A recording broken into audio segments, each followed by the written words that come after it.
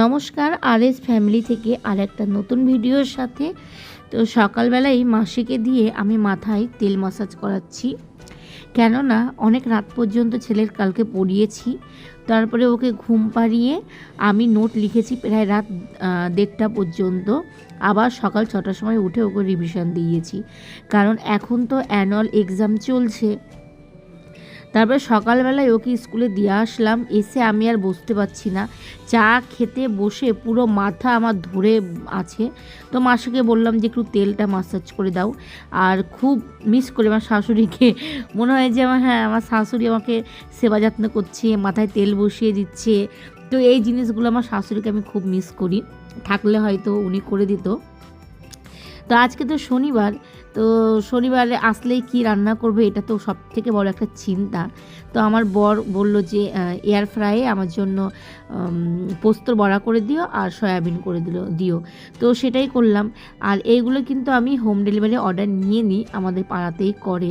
খুব তেল মশলা অল্প দিয়ে খুবই সুন্দর খাবার। তো আজকে ছিল ডাল, আলু ভাজা, আলু ফুলকপির তরকারি, ছানার ডালনা। আর খাবার পরে কিন্তু একটু মিষ্টি খেতে ইচ্ছা করে, তো মিষ্টি একটা কাকু আসে প্রতিটা দিন আমাদের বাড়ির সামনে দিয়ে, তো নিয়ে নিয়েছি। তা খাওয়া দাওয়া করে একটু ঘুমিয়েছিলাম। তো আজকে তো একটা স্পেশাল ডে, ভ্যালেন্টাইন ডে। তো বর বললো যে চলো রেডি হও, একটু তোমাদেরকে ঘোরাতে নিয়ে যাই। তো কোথায় যাবে আমাকে বললো, বহরমপুরে যাবে নাকি পলাশনডার যাবে। এবার কি বলো তো, বহরমপুরে একটা সপ্তাহ আগেই ঘুরে আসলাম। এখন তো সব থেকে বড় চলছে তোমার গোল্ডেন। তো গোল্ডেনে যেতে যেতে এখন আর ভালো লাগে না। আর কোথায় যাব, আর পলাশনডার এটাও কিন্তু একদম পাপ্পু ধাবা, এটাও একদম পুরো পুরনো হয়ে গেলেও একটা নাম করা। তো বললাম যে তাহলে এইদিকেই চলো, অনেকদিন যাইনি পলাশনডার, অনেকদিন যাইনি। তো সেখানে গিয়ে তো দেখো এত ভিড় আজকের দিনে, তো কেনই বা হবে না, তাই না? আজকে একটা স্পেশাল ডে, অবশ্যই হবে।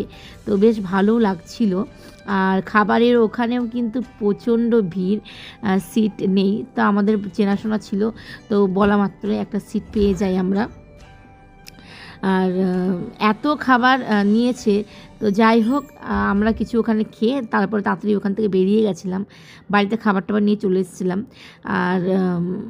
আর একটা জিনিস ফলো করছি আমি আর আমার বর, যে আজকে এত সুন্দর একটা দিন, না আছে কারোর হাতে গোলাপ, না একটা কেক কাটা, না কিছু, সবাই মনে হচ্ছে খেতেই এসছে।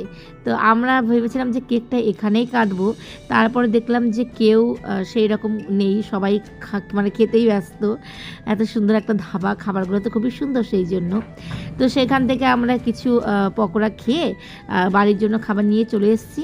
তো রাস্তা থেকে একটা কেক নিলাম, তারপরে গোলাপ নিলাম, নিয়ে এটা জিয়াগঞ্জেই রাস্তার মাঝখানে দেখো কত সুন্দর। এই দিনটা আমি কোনো দিন করিনি, ফোনে দেখতাম যে করেছি বল ঘরে কেক কাটা বা রোজ দেওয়া, কিন্তু বাইরে গাড়ি থামিয়ে আমার প্রচণ্ড লজ্জা লাগছিল। আর রাস্তা দিয়ে সবাই যাচ্ছে, তো সবাই তাকাচ্ছে, তো সবাই করে, কিন্তু আমি একটু ঘর কোণে টাইপের, আমি ঘরের মধ্যে থাকতে বেশি ভালোবাসি। তো এই জিনিসগুলো আমার প্রচণ্ড লজ্জা লাগছিল বাইরে। তো আমার বরকে বলছি যে হ্যাঁ রাস্তার মধ্যে কেন দিচ্ছ, বাড়িতে দিলেই তো হতো। বলছে আমি আমার বউকে দিচ্ছি। তো তাতে কি আছে বাবা, পুরোপুরি এখন 11টা বাজে। আর এক জায়গার থেকে ঘুরে এসে খাবার টাবার কিছু করতে ইচ্ছে করে না, তো সেই জন্য আমরা সমস্ত খাবার কিনে এনেছি।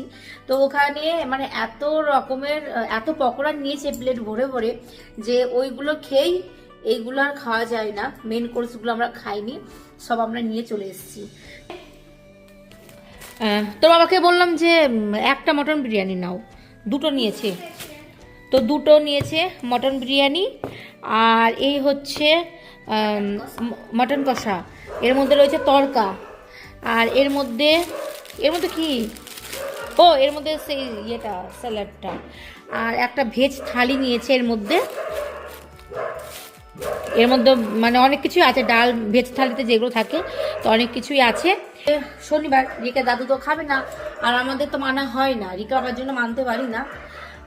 তো দুপুরে যে খাবারগুলো অর্ডার করে নিয়েছিলাম, তো অনেক ওর মধ্যে সবজি আছে নিরামিষ। রিকের দাদুর জন্য প্লেন রুটি করব, ওই সবজি দিয়ে দেবো। তো রিকের বাবা বলছিল যে পড়াশোনার ওখান থেকে কি নিব বাবার জন্য। তা আমি বললাম যে কিছু নিতে হবে না, তার কারণ হচ্ছে ওই রিচ খাবার ওসব খেতে পারে না, খেয়ে দিয়ে বয়স হয়ে গেছে তো শরীর অস্থির করে। তো আমি জানি যে কোনটা দিলে বয়স্ক মানুষ সুস্থ থাকবে, তো আমি সেটাই দিই। তো আমার বর আবার ভাবে মনে হয় আমি হিংসেতে বলছি যে এটা নিও না ওটা নিও না তোমার বাবার জন্য। তো না, এই 12টা বছর ধরে আমি খাবার দিই, তো সেটা আমি জানি যে বয়স্ক মানুষের কি দিলে সে সুস্থ থাকবে।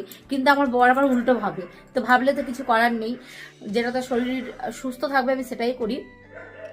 তো চলো এখন আমি 4টে রুটি করে দেবো, ওই তরকারিটা গরম করে শ্বশুরকে দিয়ে দেবো। আমরা তাড়াহুড়ো করে আসছি, যে শ্বশুর মনে হয় চলে এসছে দোকান থেকে বাড়িতে, তো এসে দেখছি এখনো আসেনি। তো চলো, এই চুড়িদারটা আজকে পরেছিলাম, কেমন লাগছে তোমরা জানিও। তো চলো বাবা, এত রাত পর্যন্ত জেগেছিলাম না রাতে, সব লিখে প্রচন্ড মাথা ধরেছে, এখন হচ্ছে ধপ করে শুয়ে ঘুমিয়ে পড়ি।